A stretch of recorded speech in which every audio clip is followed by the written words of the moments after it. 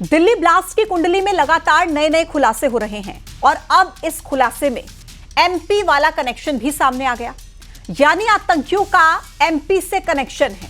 दरअसल भोपाल और राजगढ़ से दो संदिग्ध आतंकी पकड़े गए थे, जिनसे पूछताछ में टेरर मॉड्यूल का इनपुट मिला था।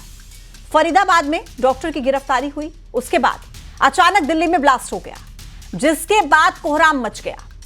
सुरक्षा एजेंसियों की जांच में खुलासा हुआ है कि दिल्ली ही नहीं, कई धार्मिक शहरों में आतंकियों के टारगेट्स थे। यानी कि आतंकी का मकसद दहशत फैलाने के साथ साथ बड़े बड़े बम धमाके करना था। अब सवाल यह उठ रहा है कि मध्य प्रदेश कितना सुरक्षित है। क्यों पुराने भोपाल में किसी जमाने में सिमी और बांग्लादेशी घुसपैठियों का यह ठिकाना था, पिछले कुछ सालों में लगातार यहां से संदिग्ध आतंकी पकड़े गए हैं। राजगढ़ से कामरान कुरैशी को पकड़ा गया था। ऐसे कितने ही संदिग्ध न जाने एमपी में छिपे बैठे हैं और घूम फिरकर सुरक्षा पर सवाल उठकर आता है।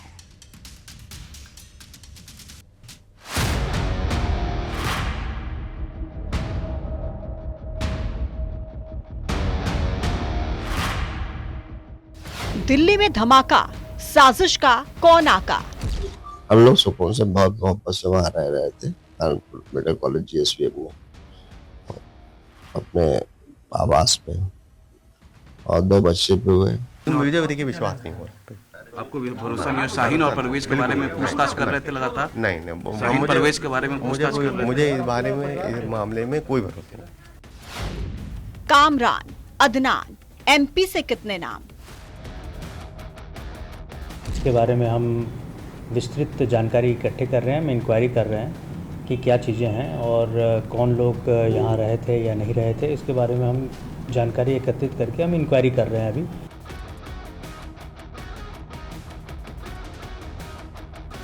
डी गैंग के सूत्रधार, कहां तक फैले तार?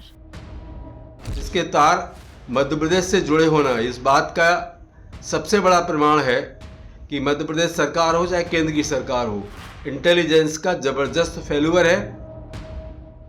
मध्य प्रदेश में किसी भी तरह के आतंकी गतिविधियों के लिए कहीं कोई जगह नहीं है। सरकार और सरकार की तमाम एजेंसियां पूरी सतर्कता और मुस्तैदी के साथ काम कर रही हैं। दिल्ली में ब्लास्ट का एमपी तक कनेक्शन सामने आया। एमपी से पकड़े गए संदिग्ध आतंकी कामरान और अदनान से पूछताछ में दिल्ली में धमाकों का इनपुट मिला था। पुराना भोपाल सिमी, पीएफआई, बांग्लादेशी घुसपैठियों का गढ़ रह चुका है। ऐसे में सवाल ये कि मध्य प्रदेश कितना सुरक्षित है, आज उसी पर करेंगे महाडिबेट में चर्चा।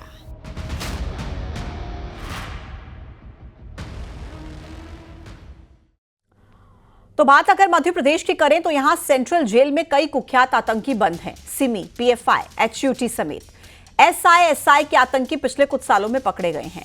मई 2023 में मध्य प्रदेश में एटीएस ने एक साथ 11 संदिग्ध आतंकियों को पकड़ा था, जो ये बताता है कि मध्य प्रदेश में सुरक्षा कितनी है। आज इसी पर महाडिबेट में चर्चा करेंगे, लेकिन पहले नजर डालते हैं आज के सवालों पर। और सवाल नंबर 1, दिल्ली में धमाका, कहां कहां बैठे हैं आका? सवाल नंबर 2, साजिश पर साजिश, एमपी कितना सेफ? सवाल नंबर 3, देश से आतंकियों का सफाया करने का प्लान क्या है? मेरे साथ खास मेहमानों का पैनल चर्चा में शामिल है। डॉक्टर वाणी आहलूवालिया, प्रवक्ता भारतीय जनता पार्टी के कनेक्ट हैं। भूपेंद्र गुप्ता, प्रवक्ता कांग्रेस पार्टी के कनेक्ट हैं। राकेश गोयल, राजनीतिक विश्लेषक हमारे साथ जुड़ गए हैं। डॉक्टर अवधेशपुरी महाराज, पीठाधीश्वर हैं, स्वस्तिक पीठ के हमारे साथ कनेक्ट हैं। इमरान खोकर, मुस्लिम स्कॉलर हमारे साथ कनेक्ट है। सभी का बहुत बहुत स्वागत है। शुरुआत सबसे पहले भारतीय जनता पार्टी के प्रवक्ता डॉक्टर वाणी आहलूवालिया से करना चाहूंगी। डॉक्टर वाणी, ये पूरा डेटा मैंने बताया, दर्शकों को भी आपने भी सुना होगा कि पिछले सालों में कितने संदिग्ध आतंकियों को मध्य प्रदेश से पकड़ा गया है। सवाल यह आता है कि मध्य प्रदेश कितना सुरक्षित है? सबसे पहले तो न्यूज़ 18 के श्रोताओं को मैं नमस्कार करूंगी और विद्वान जनों को, सब जो जुड़े हुए हैं इस डिबेट में, आप सबको प्रणाम करती हूं। देखिए, मध्य प्रदेश शांति का एक टापू है। हमारी जो इंटेलिजेंस एजेंसीज हैं, केंद्र के साठ गांठ के साथ, उनके साथ एक कोऑर्डिनेशन और अपनी स्किल्स के आधार पर निश्चित रूप से बहुत चुस्त तरीके से और बहुत मुस्तैदी से सारी इंटेलिजेंस इनपुट्स के ऊपर कार्रवाई करते हुए हमने देखा है कि पूर्व में भी इन्होंने गिरफ्तारियां की हैं, एक्शंस लिए। हमारी जेल्स में भी ऐसे कोई कई आतंकवादी बहुत सुरक्षित रूप से बंद हैं। और हमारा एक मकसद बहुत स्पष्ट और साफ है कि जो भारत के ऊपर आंख उठाकर देखेगा, तो प्रधानमंत्री जी ने ये स्पष्ट किया है कि any act of terror will be an act of war. तो निश्चित है हम सब इस बात से बिल्कुल सुनिश्चित कर रहे हैं कि ऐसे कोई भी वाकयात को माफ नहीं किया जाएगा। हम बिल्कुल सशक्त, हम सतर्क और उस काबिल हैं कि हम मुंह तोड़ जवाब देंगे और इनकी तह तक पहुंचेंगे। इनकी तह तक पहुंच के जो आरोपी हैं और जो इनके कंट्रोलर्स हैं, हम उनको नष्ट करें। वाणी मैम, आप जब बात करते हैं कि बर्दाश्त नहीं किया जाएगा, बड़े बड़े दावे किए जाते हैं, जीरो टॉलरेंस की बात की जाती है आतंक के खिलाफ, लेकिन उसके बावजूद इतना बड़ा हमला हो जाता है। और फिर उससे पहले, इस हमले से 1-1.5 महीना पहले, ये जो 2 नाम हमने बताए, कामरान और अदनान के, इनकी गिरफ्तारी होती है कि भोपाल से, और दूसरे को भी भोपाल पुलिस और दिल्ली पुलिस की मदद से पकड़ा जाता है। तो ये इस तरफ तो इशारा करता है ना कि वो तो अपनी पनाह समझ के बैठे हैं मध्य प्रदेश में, कोई डर नहीं है डॉक्टर वाणी उनको। देखिए, ऐसा है नहीं, ऐसा है कि आतंकवादी और ये दूषित मानसिकता वाले लोग जो मानवता के बिल्कुल बड़े दुश्मन हैं, ये कहीं भी हो तो हमारी जो सरकारें हैं, हमारे जो खुफिया एजेंसीज हैं, इन्हें पाताल से भी ढूंढकर निकालने में सक्षम है। और अभी जो कार्रवाई आपने देखी है 2 दिन पहले फरीदाबाद में, उसमें कहीं ना कहीं ये जो बॉम्ब ब्लास्ट हुआ है उससे कनेक्टेड है। पर मुख्य बड़े तौर पर अगर हम देखें तो फरीदाबाद की जो एक ये बहुत बड़ा खेप इनको केमिकल्स का मिला, ये एक बहुत बड़ा संकेत था कि कुछ बहुत बड़ा हादसा टला है। बिल्कुल जो हुआ है दिल्ली में, ये बहुत गंभीर एक बहुत बड़ा गंभीर एक वाकयात है जिसमें लोगों की तो हानि हुई है। लोग बेमतलब बेकसूर लोगों को मौत के घाट उतारा गया है। परंतु हम इससे भी आश्वस्त हैं, हमने देखा है कि जो सिंदूर का जो पूरा एपिसोड था, उसमें प्रधानमंत्री जी ने जो वादा किया था वो पूरा करके दिखाया। उन्होंने उन सारे टेरर कैंप्स को नष्ट करने का वादा किया था। ठीक है, भूपेंद्र गुप्ता जी, आप क्या कहेंगे सर इस पूरे मामले को लेकर? क्योंकि यह भी सच है कि गिरफ्तारियां तो की गई हैं, पुलिस और सुरक्षा एजेंसियां लगातार अपना काम कर रही हैं, और इसी का नतीजा है कि मध्य प्रदेश में पिछले सालों में, पूरा डेटा मैंने बताया, कितनी गिरफ्तारियां हुई हैं। देखिए, ये जो है भारतीय जनता पार्टी की जो प्रवक्ता जी हैं, ये बिल्कुल सही कह रही हैं कि मध्य प्रदेश शांति का टापू है, और इस शांति के टापू में पुलिस और हमारी जांच एजेंसियां भी परम शांति की अवस्था में रहती हैं। यहाँ पर अगर जो है जखीरा पकड़ा जाता है अपराधों का, तो बाहर से पुलिस आके पकड़ती है। इनके जो है भारतीय जनता पार्टी के दफ्तर में ISI का एक जो है पूरा ऑपरेटस काम कर रहा था, ध्रुव सक्सेना के नेतृत्व में पदाधिकारी था इनका, उसको भी इनने नहीं पकड़ा। इनकी पुलिस शांति को के टापू में शांति कर रही थी, उसको भी बाहर से आकर ATS ने पकड़ा। अगर जो है इनकी सरकार में जो है एक फैक्ट्री चल रही थी यहाँ पर नक्सलियों की, गोविंदपुरा में, उस फैक्ट्री को इनने नहीं पकड़ा, वो भी जो है बाहर से आकर NIA ने पकड़ा, और बाहर से आके NIA पकड़ती रहती है। ये अदनान और कामरान जिनकी आप चर्चा कर रही हैं, इन्हें किसने पकड़ा? क्या भोपाल की पुलिस ने पकड़ा या मध्य प्रदेश की पुलिस ने पकड़ा? और उन्होंने इनपुट दिया कि दिल्ली में हमला करने की तैयारी थी, इसके बाद दिल्ली में हमला हो गया, लेकिन हम पाताल से भी ढूंढ के निकाल लाएंगे। ये बिल्कुल डायलॉग एकदम स्टैंडर्ड है और कड़ी निंदा करते हैं। और ये जो है पाताल से ढूंढने का जो है एक स्टैंडर्ड इनका जो डायलॉग है, ये हर घटना के बाद सामने आ जाता है। अभी फरीदाबाद का जिक्र कर रही शांति के टापू में, और इनकी जो शासन की व्यवस्था है वो पहले दिन कह रही कि ये जो है आतंकवादी ब्लास्ट है, दूसरे दिन कह रही है कि ये तो जो है फटाकों का मसाला था। तो ये जो है देश के लिए कंफ्यूजन क्यों? ठीक है, जब जो है सरकार निष्कर्ष निकालने फाइनली पहुंच जाए, तब ये बातें क्यों नहीं करती जनता से? जनता को कंफ्यूज क्यों करके रखती है? ये जो है जब तक आपने कोई निष्कर्ष जो है जनता में सूत्रों के हवाले से फैलने शुरू हो जाते हैं और देश को गुमराह किया जाता है। मेरी जानकारी है 18 अक्टूबर को भोपाल की पुलिस ने ही पकड़ा था अदनान को। डॉक्टर वाणी,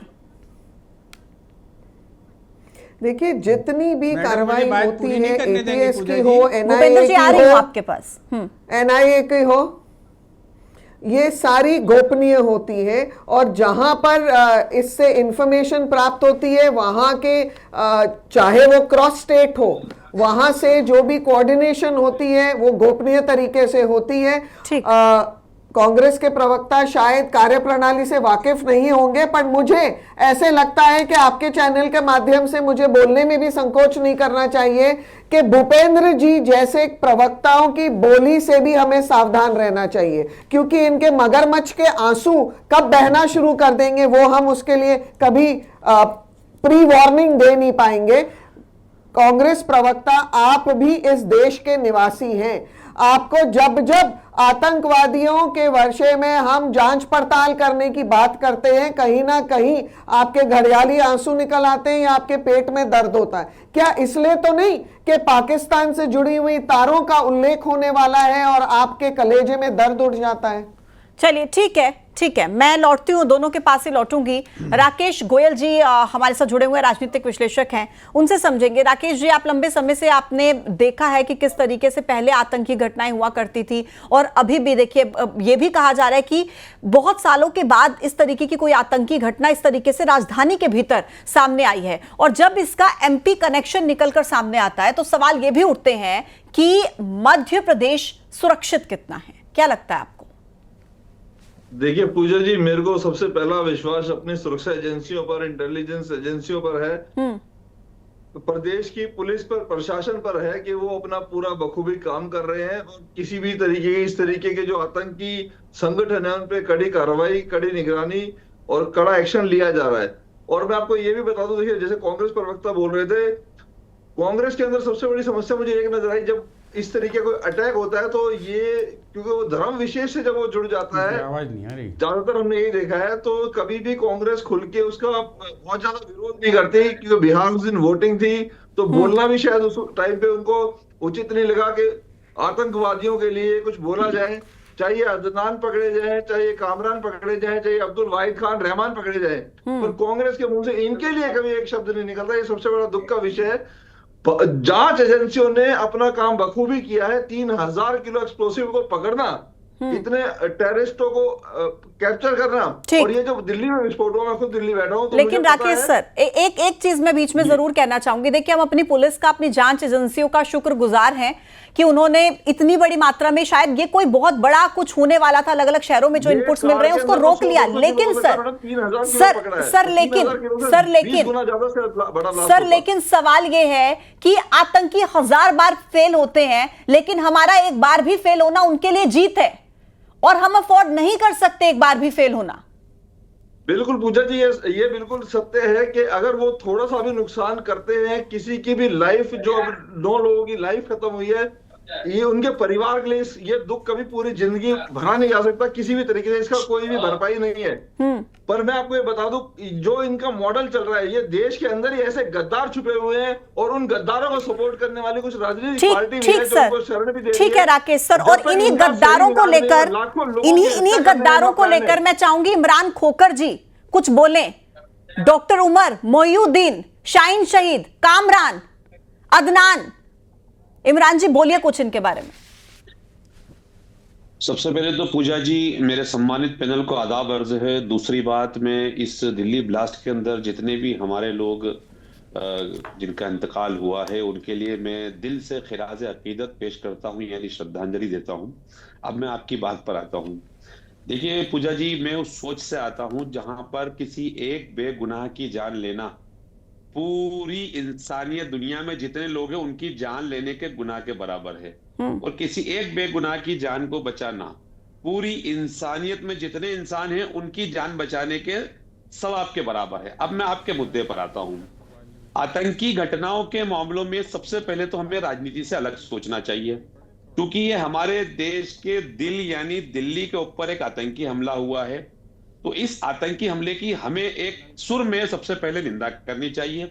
दूसरी बात, हमारी जितनी इंटेलिजेंस एजेंसियां हैं, जितनी इन्वेस्टिगेटिव एजेंसियां हैं, उन सभी को इन मुद्दों पर जिन भी लोगों को पकड़ा गया है, धर्म जाति समुदाय देखे बिना उनके खिलाफ सख्त से सख्त कार्रवाई करनी चाहिए।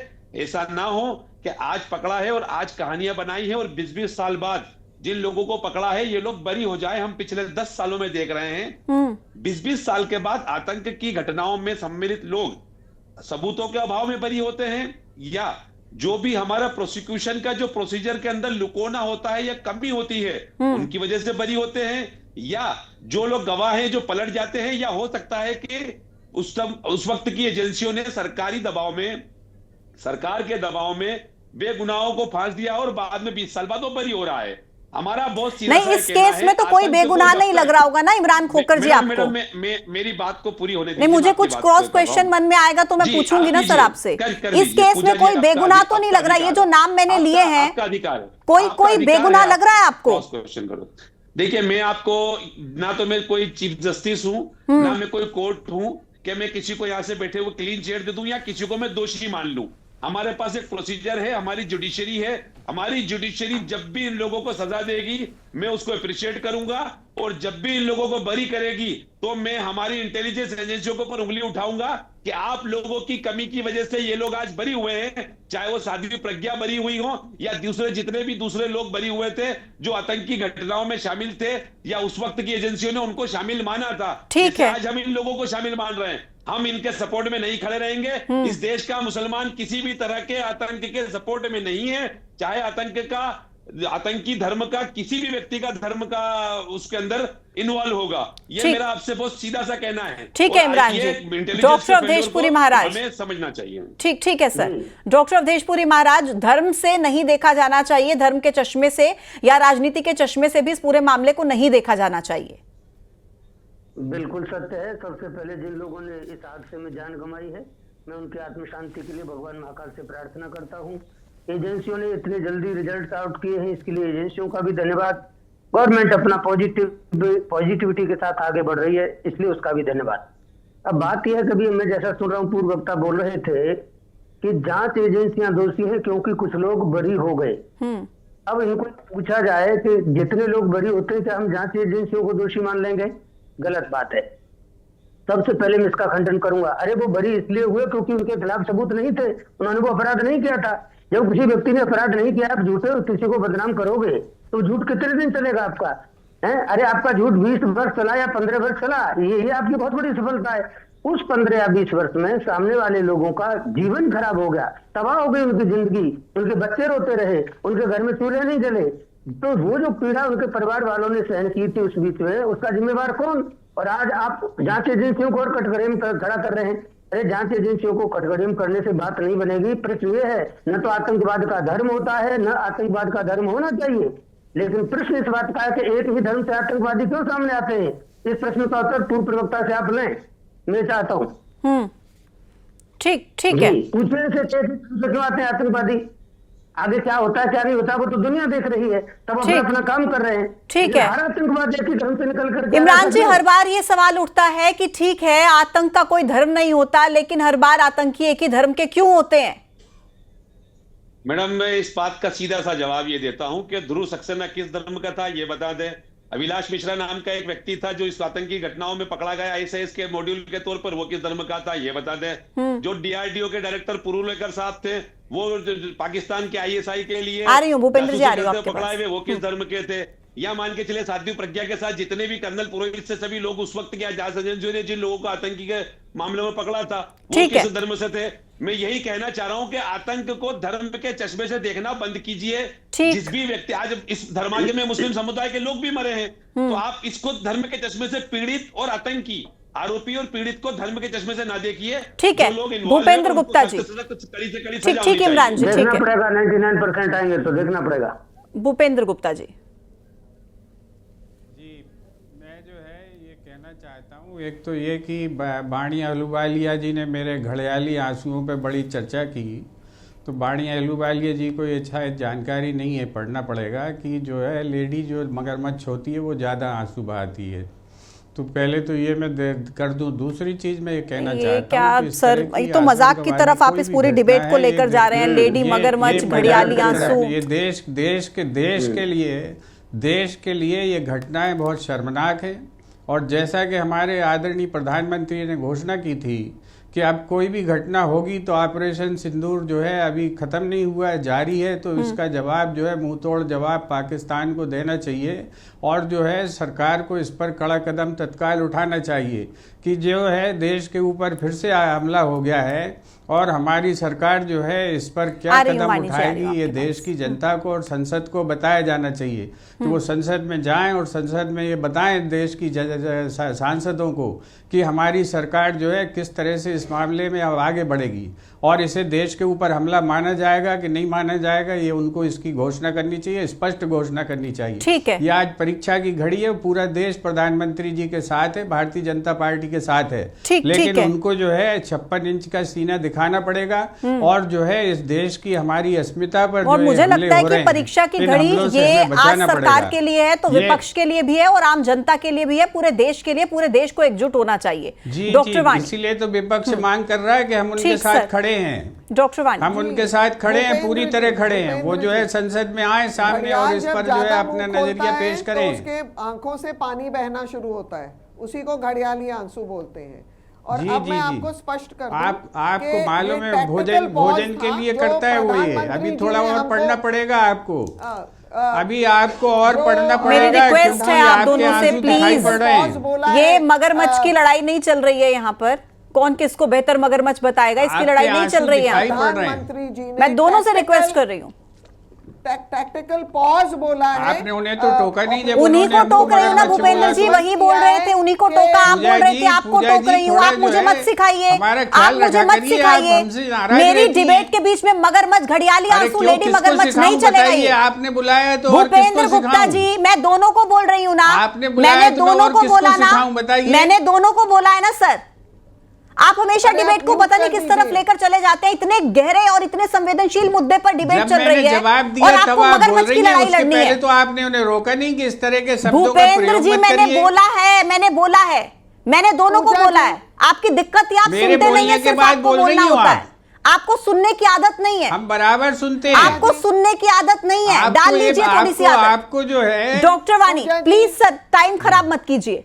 डॉक्टर वाणी देखिए, प्रधानमंत्री जी ने ये बहुत स्पष्ट किया है कि ऑपरेशन सिंदूर का ये टैक्टिकल पॉज है और यदि एक्ट ऑफ टेरर हुआ तो उसे एक्ट ऑफ वॉर की परिभाषा में ही उचित जवाब दिया जाएगा। उसी संदर्भ में हमने कभी हमारी इन्वेस्टिगेटिव एजेंसीज को इतना प्रोएक्टिव और इतने चुस्त तरीके से कार्य करते हुए कांग्रेस कार्यकाल में नहीं देखा था। आपको याद होगा बॉम्बे का वो जो अटैक था वो इतना भयानक था, पर तब मनमोहन सिंह जी हमारे प्रधानमंत्री थे। लेकिन डॉक्टर वाणी, डॉजियर भी नहीं, देखिए मेरा एक सवाल है, और अभी बीजेपी के शासनकाल इतनी प्रोएक्टिव थी, बीजेपी के संसद पे हमला हो गया था। प्लीज इसका जवाब दीजिए आप। ये बीजेपी के प्रोएक्टिव होने के प्रमाण दे रहा हूं मैं आपको। कौन गया था आतंकवादियों को घर छोड़ने? कांग्रेस, बीजेपी।